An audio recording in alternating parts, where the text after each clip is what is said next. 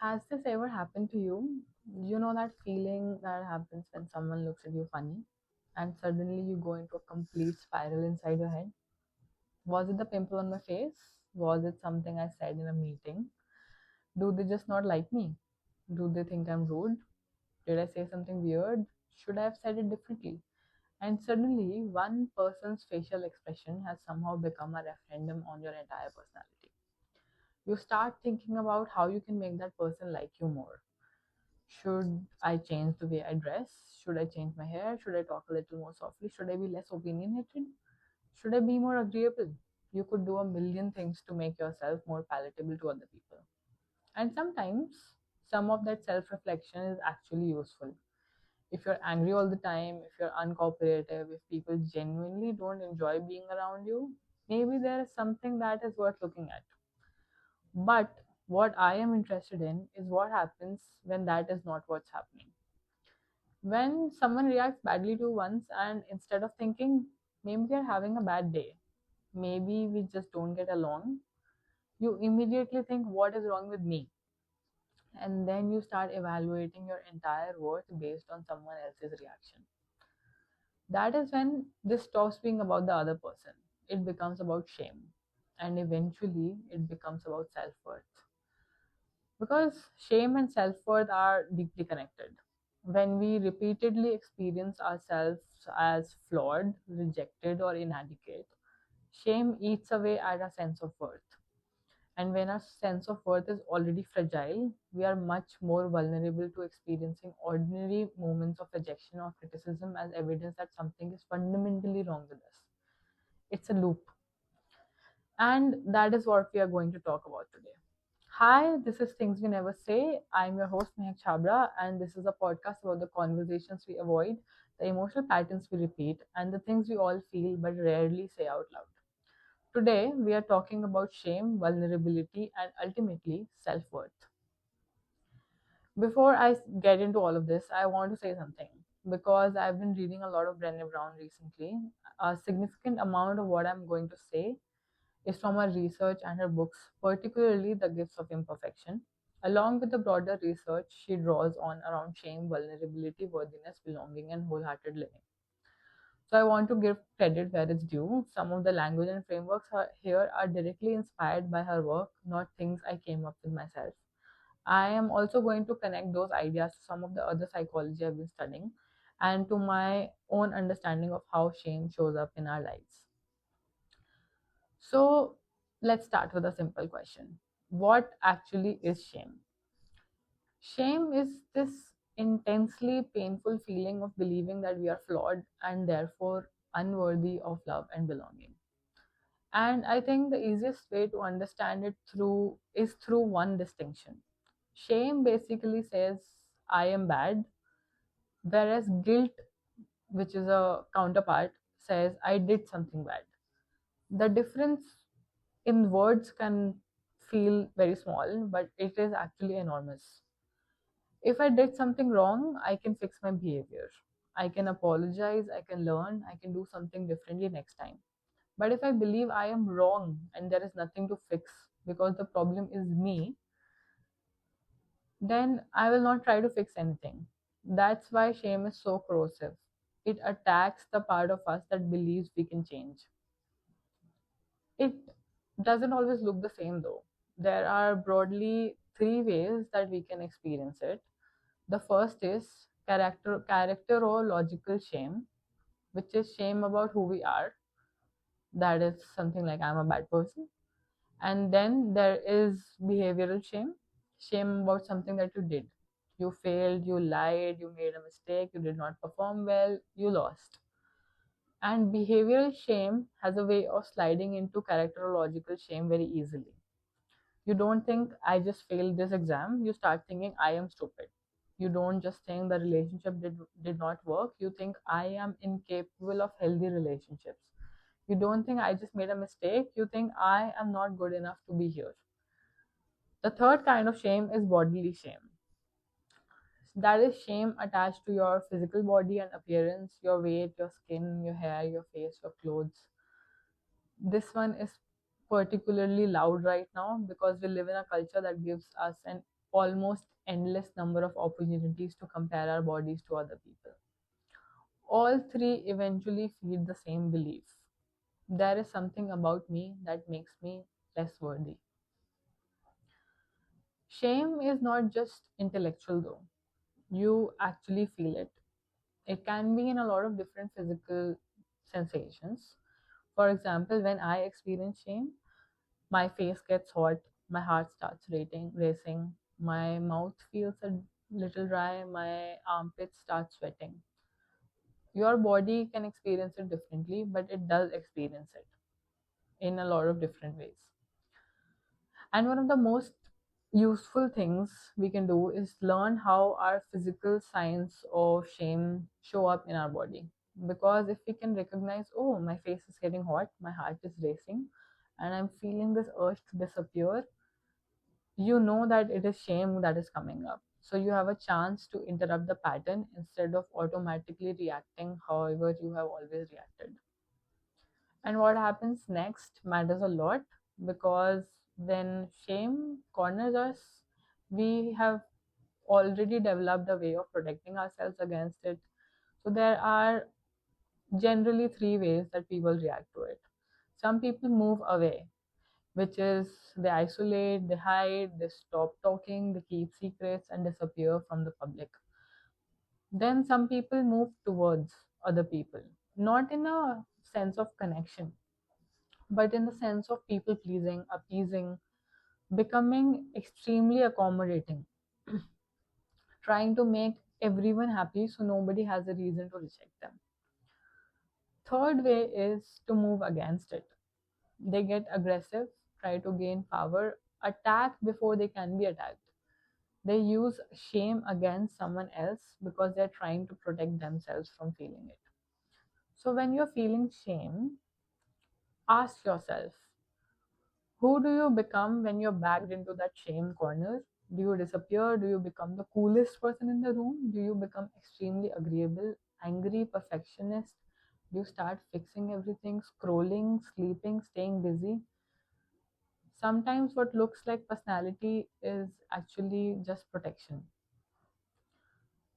But there is something that we need to hold on to. We feel that shame is very personal, that only we are feeling that much shame. But the thing is that shame is universal, everyone experiences it, and the less we talk about it, the more power it has it over us.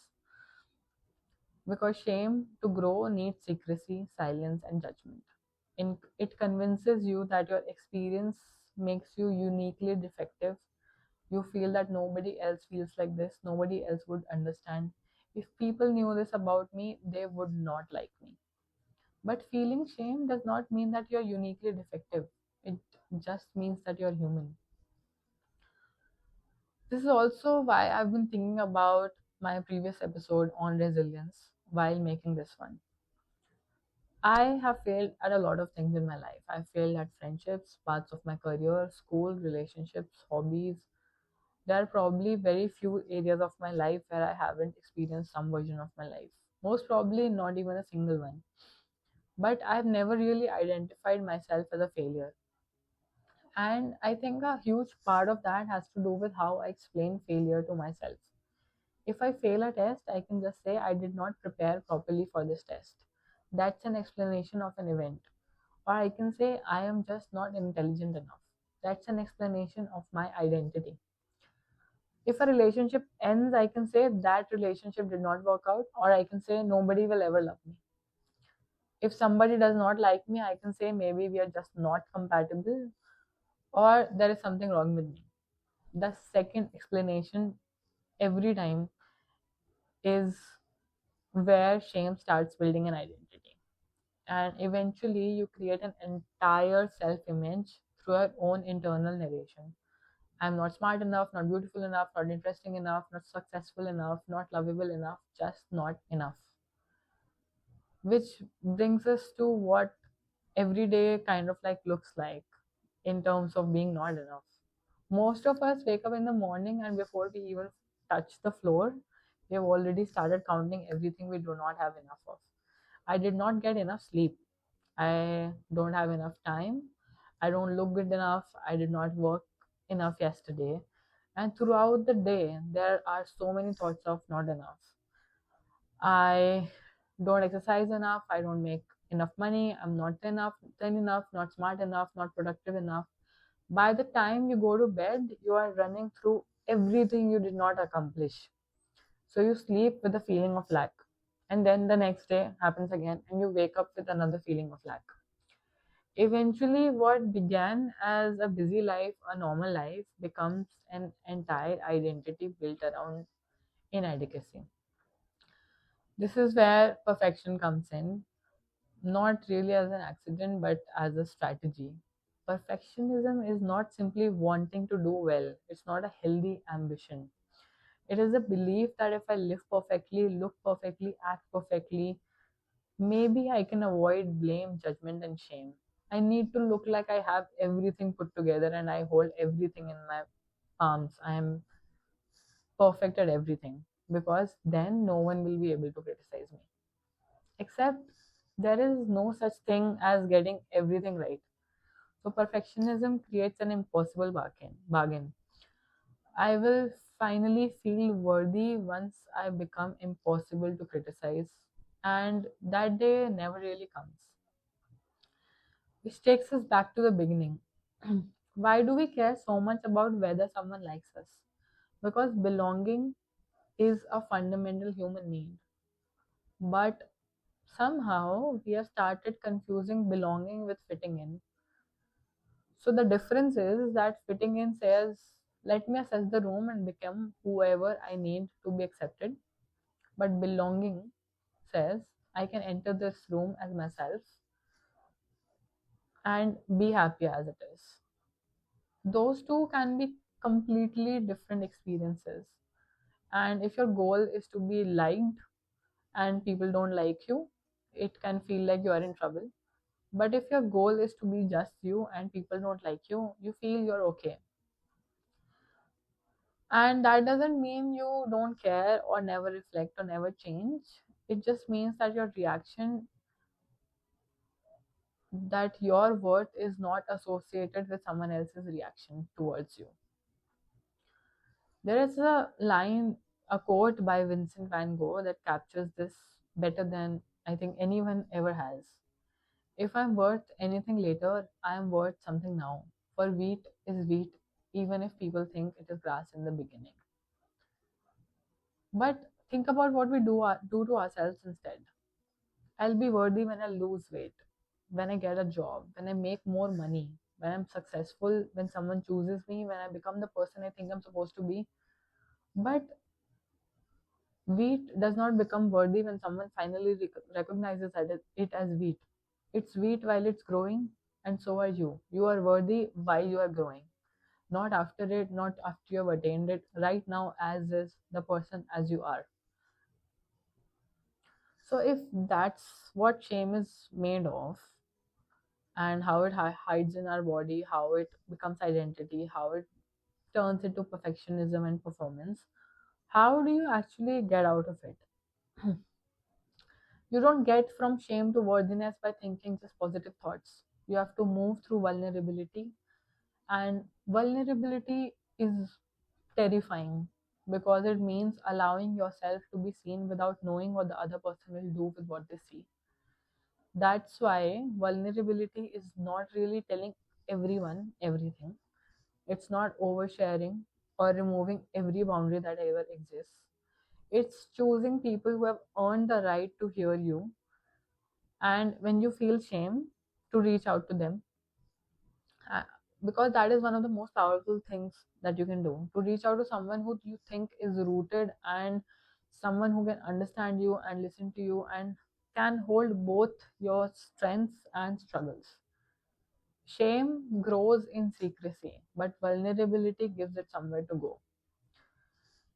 There is an interesting piece of research Kelly McGonigal discusses in her work on stress.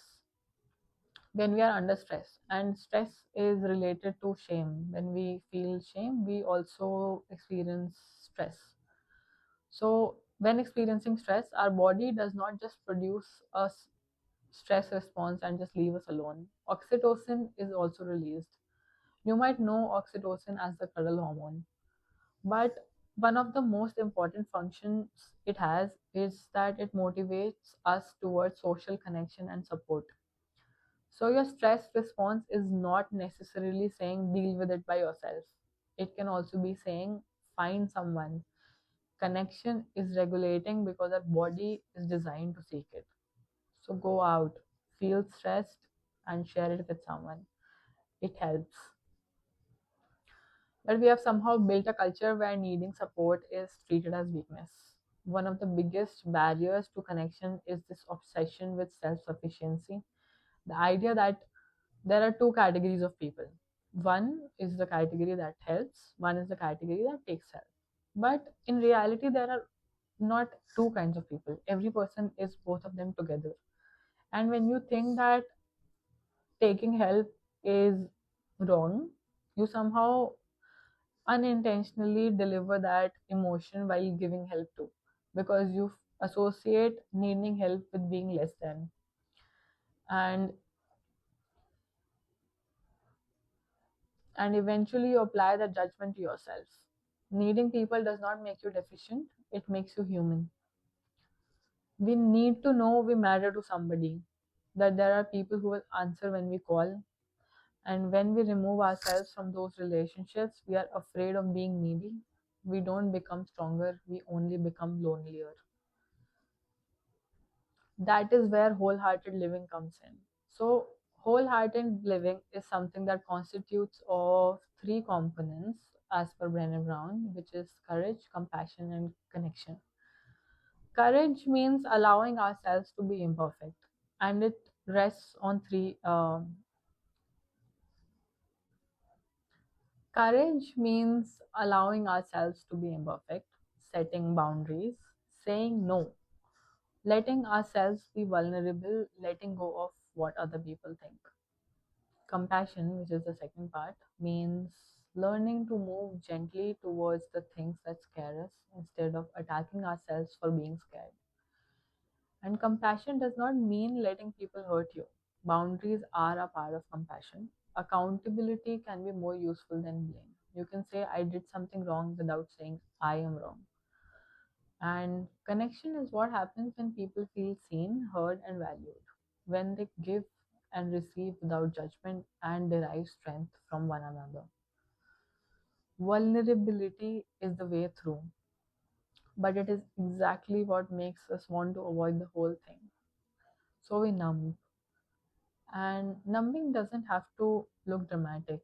It can be alcohol, drugs, yes, but it can be something that we feel is a part of our personality, of our everyday life.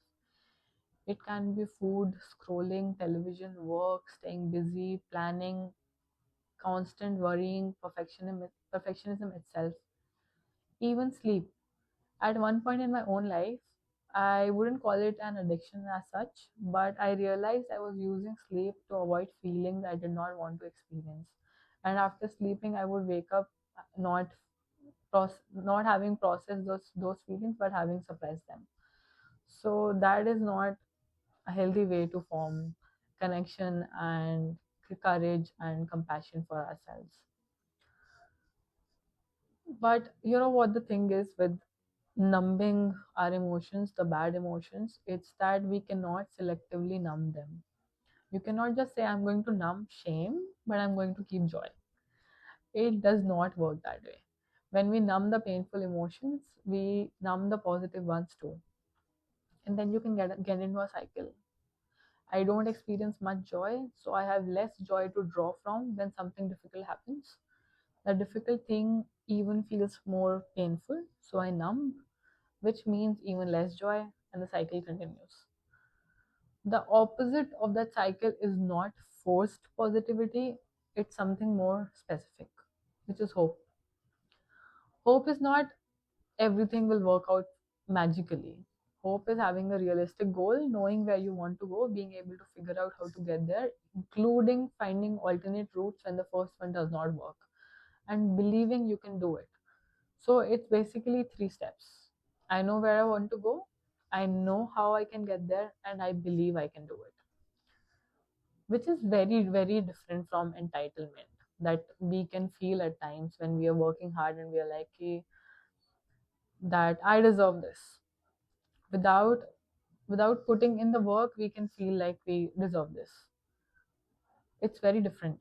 Entitlement basically says I deserve this because I want it. Agency and hard work says I believe I can work towards this even if there is failure in the way.